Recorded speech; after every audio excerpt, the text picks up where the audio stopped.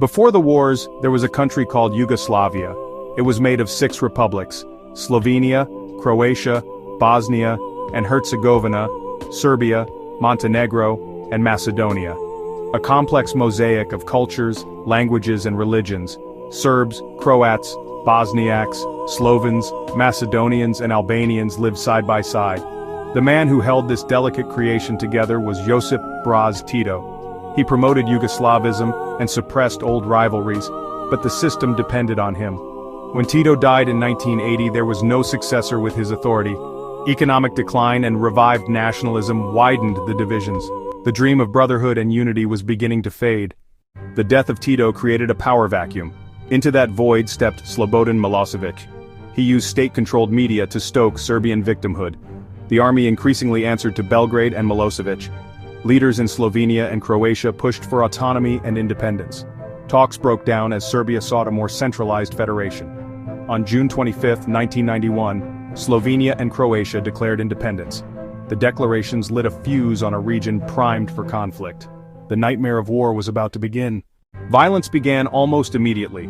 The first conflict was the 10-day war in Slovenia. In Croatia, fierce fighting and sieges destroyed cities like Dubrovnik and Vukovar. Ethnic Serb rebels in the Republic of Serbian Krajina, backed by the JNA, fought to secede. The pattern was ethnic militias, sieges, and forced displacement to create homogeneous areas. This was a prelude to a far bloodier struggle to come. Bosnia, the most ethnically mixed republic, declared independence in 1992. Bosnian Serb leaders led by Radovan Karadzic besieged Sarajevo for almost 4 years. The war saw concentration camps, mass graves, and systematic mass murder. Slobodan Milosevic, president of Serbia, became the primary architect of the nationalist project. Radovan Karadzic, once a psychiatrist and poet, led the Bosnian Serb political campaign.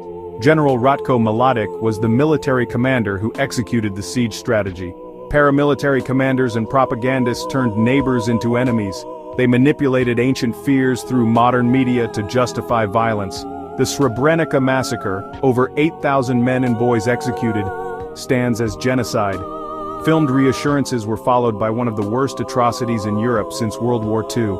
Their names are forever linked to war crimes and genocide. The wars destroyed a shared humanity and left deep scars. For much of the early conflict, the international community seemed paralyzed. Arms embargoes and limited aid often failed to stop the violence. UN peacekeepers observed and escorted aid but were often unable to fight to protect civilians. A UN-safe area became the site of a catastrophic failure. The 1995 Sarajevo marketplace attack shocked the world. NATO launched Operation Deliberate Force, sustained